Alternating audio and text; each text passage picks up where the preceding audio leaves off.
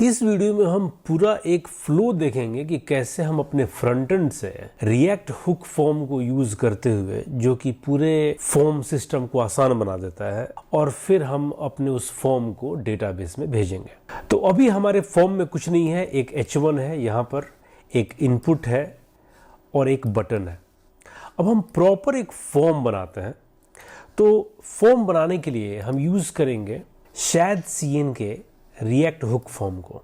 तो इसको हम इंस्टॉल कर लेंगे। तो फॉर्म बनाने के लिए दो चीज का ध्यान रखना जरूरी है। एक कि आपके पास फॉर्म का स्कीमा होना चाहिए। स्कीमा क्या करेगा? स्कीमा बताएगा कि आपका किस टाइप का फॉर्म है। तो उसके लिए हम जोड का इस्तेमाल करेंगे, इंपोर्ट एवरीथिंग एज जोड, और बोलेंगे कि z.object, ठीक है, और इसके अंदर जाकर हम बता देंगे कि हमारा स्कीमा कैसा होगा, मतलब कि हम क्या क्या एक्सपेक्ट कर रहे हैं।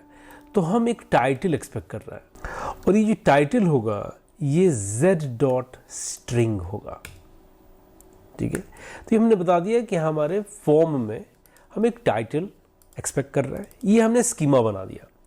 अब इस स्कीमा का इस्तेमाल हम रिएक्ट हुक फॉर्म में करेंगे। तो हम यूज फॉर्म को इंपोर्ट कर लेंगे। दो चीज यहां पे देनी होती है, एक तो कि आपका रिजॉल्वर, और यहां पर हम यूज करेंगे जॉड रिजॉल्वर का, ठीक है। इसको भी इंपोर्ट कर लेंगे हम। तो जॉड रिजॉल्वर को बोलेंगे कि देखो भाई, जो हमने ये स्कीमा बनाया ना, इसको इस्तेमाल कर दो यहां पे, ठीक है।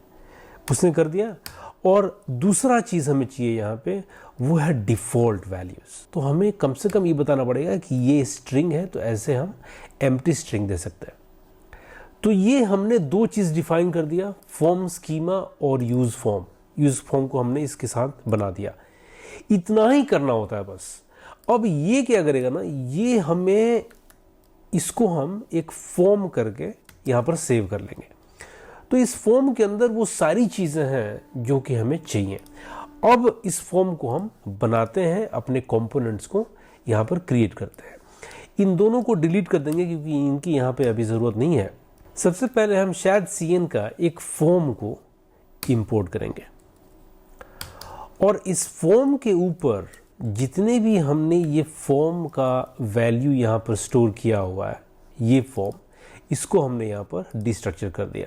मतलब ये सारा वैल्यू इस फॉर्म में आ गया। अब इस फॉर्म के अंदर हम एक HTML का फॉर्म बना लेंगे, ठीक है।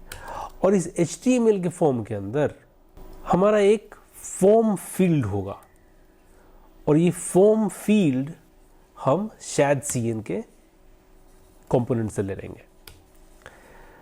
तो ये फॉर्म फील्ड जो होता है ना, ये ऐसे इसको रखेंगे। इसमें तीन चीज़ें होती हैं। एक तो होता है नेम। तो नेम क्या है? हमारे फील्ड का नाम रहेगा टाइटल। उसके बाद होता है कंट्रोल। ये कंट्रोल हम दे देंगे जो हमने यहाँ पर फॉर्म लिया है ना, उसके कंट्रोल से। और तीसरा होता है रेंडर। तो हमने यहाँ पर रेंडर लिख देंगे, ऐसे रेंडर। और ये जो रेंडर होता है ना, इसके अंदर ही हम फील्ड को डिस्ट्रक्चर कर लेते हैं, और इस फील्ड को लेकर अब हम अपने फॉर्म को बनाएंगे। तो इस फॉर्म में हमारा क्या रहेगा? सबसे पहले हमारा एक फॉर्म आइटम को ले लेंगे, जो कि ShadCN का ही होगा। और उस फॉर्म आइटम के अंदर हमारा एक फॉर्म लेबल हो सकता है, जिसको हम बताएंगे कि भाई लेबल क्या रहेगा फॉर्म का। तो हम बोल देंगे यहाँ पर ये टाइटल रहेगा। और उसके बाद फॉर्म कंट्रोल, और इसके अंदर हम लिख देंगे यहाँ पर अपने इनपुट कंपोनेंट को इंपोर्ट कर लेंगे। और ध्यान रखना कि ये इनपुट कंपोनेंट जो है हमने पहले ShadCN से ही इंपोर्ट किया हुआ था। और यहाँ पर एक प्लेस होल्डर दे देता हूँ मैं कि टाइटल करके। अब ये जो फील्ड जो है ना, इसको हम अपने इनपुट के कंट्रोल वाले पर फिर यहाँ पर डिस्ट्रक्चर कर देंगे, ऐसे। ये हो गया। तो फॉर्म का हमने स्ट्रक्चर यहाँ पर बना दिया। यहाँ पर अब हम एक बटन लिख देंगे, जो कि अपना सबमिट बटन होगा। हम यहाँ पर सबमिट लिख देते हैं, और इसको हम बताएंगे कि स्पेसिफिकली कि ये जो इसका टाइप होगा ना, वो सबमिट होगा। मतलब जब इसके ऊपर जब क्लिक होगा तो ये फॉर्म सबमिट होगा। तो मतलब कि हमें फॉर्म को सबमिट के लिए लिखना पड़ेगा फंक्शन। तो हम बोलेंगे ऑन सबमिट पर एक फंक्शन हमें यहाँ पर लिखना पड़ेगा, उसको आप रन करना। तो यहाँ पर लिख देता हूँ मैं कि ऑन सबमिट पे ये फंक्शन रन करना, आप वैल्यूज़ को ले लेना और कुछ यहाँ पे करना। तो अब इस फंक्शन को अगर मुझे यहाँ पर लिखना है ना, तो इस सिर्फ ऐसे लिखने से नहीं होगा ये, क्योंकि हम रिएक्ट हुक फॉर्म का इस्तेमाल कर रहे हैं, तो हमारे पास सारा डेटा इस फॉर्म में है, ठीक है।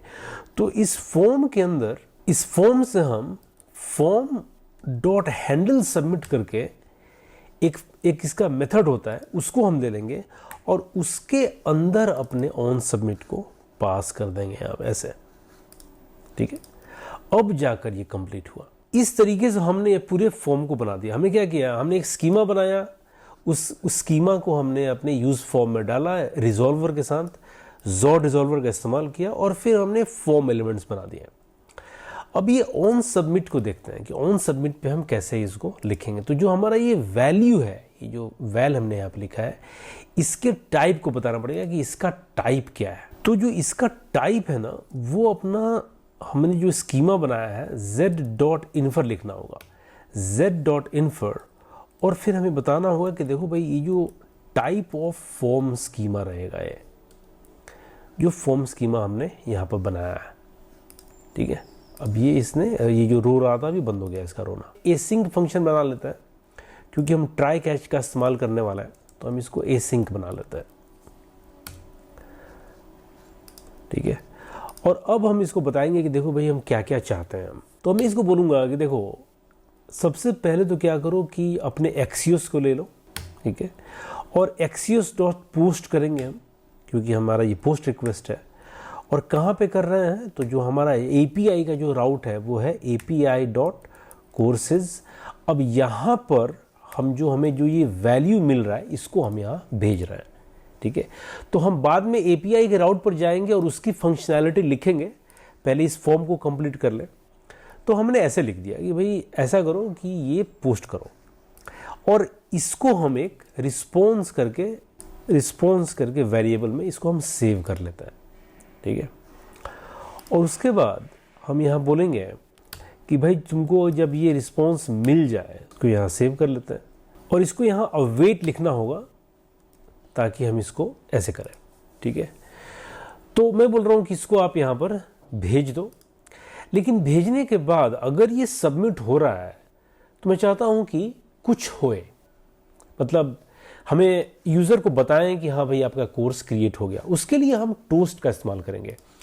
तो एक बहुत ही बढ़िया पैकेज होता है रिएक्ट टोस्ट का, तो इसको हम इस्तेमाल कर लेंगे। तो ऐसे आप इसको इस्तेमाल कर सकते हैं, npm install react hot toast करके। और ये इंस्टॉल करने के बाद आपको एक चीज़ करना होता है, और वो ये है कि आपको तो जो ऐप का आपका मेन लेआउट है ना, यहाँ पर जाकर आपको इसका जो एक टोस्टर फंक्शन है, यहाँ पर इसको इंपोर्ट करना होता है, ठीक है। ये इंपोर्ट करके सिर्फ आपको चिल्ड्रन के ऊपर लगा देना है, बस यही काम करना है। आपने लगा दिया इसको। अब क्या करोगे आप कि आपने जहाँ पर ये फंक्शन लिखा है वहाँ पर आप अपने अब उस टोस्ट को कॉल कर लोगे और बोलोगे कि टोस्ट डॉट सक्सेस, और बोल दो यहाँ पे कि कोर्स क्रिएटेड, ऐसे करके। तो अगर हमारा ये API सही रहा और हमने कोर्स क्रिएट किया, तब जाकर ये चीज़ रन होगा यहाँ पर। लेकिन अगर ये हमें कुछ एरर मिला तो फिर हमें बताना होगा यूज़र को। तो हम लिख देंगे कि टोस्ट डॉट एरर, और यहाँ लिख देंगे कि भाई समथिंग वेंट रॉन्ग। तो इस तरीके से हमने ये फॉर्म क्रिएट कर दिया। अब हम काम करते हैं इसके API पर कि जब यहाँ पर डेटा जाएगा तब क्या होगा। तो उसके लिए हमारा API का जो ये राउट है, इस पे आ गए हम। तो अब ये डेटा यहाँ पर आ गया, एज अ रिक्वेस्ट आ गया। तो इसको हम वैल भी रख सकते हैं, वैल ही रखते हैं। तो पहले तो इसका टाइप हो जाएगा रिक्वेस्ट, ठीक है। अब यहाँ पर ये भी एसिंक रहेगा, यहाँ पर हम ट्राई कैच का इस्तेमाल भी करेंगे। और अब यहाँ पर हम अपने DB को ले लेंगे, ठीक है। तो जो हमारा DB है, हम बोलेंगे कि DB dot course dot create, क्योंकि यही करने वाला है हम। और यहाँ पर हमें बताना पड़ेगा कि हमें क्या क्या चाहिए। तो यहाँ पर आप अगर याद होगा तो स्कीमा में क्या है, यूज़र ID देना है, टाइटल देना है और आईडी देना है। तो आईडी तो ये डिफ़ॉल्ट आ जाएगा, अपने आप आ जाएगा आईडी, ठीक है। आपको यूज़र आईडी देना है और टाइटल देना है। तो यूज़र आईडी कहाँ से आपको मिलेगा? यूज़र आईडी के लिए आप चेक कर सकते हो अपने ऑथ से, जो आपका ऑथ है, जो क्लर्क का ऑथ है, वहाँ से आपको मिल जाएगा यूज़र आईडी। तो आप ऐसे चेक कर सकते हो, आपने ऑथ को यहाँ ले लिया और उसमें से आप निकाल सकते हो यूज़र आईडी को, और इसको आप ट्राई के अंदर ही रखो। और टाइटल हमारे वैल्यू के अंदर है तो उसको भी निकाल लेते हैं हम। तो उसके लिए हम क्या करेंगे, जो हमारा वैल्यू है उसके लिए लिखेंगे await_val.json। इसके अंदर से हमने टाइटल को ले लिया ऐसे। तो हमें यूज़र आईडी मिल गया, हमें टाइटल मिल गया, जिसकी हमें ज़रूरत है इस कोर्स को क्रिएट करने में।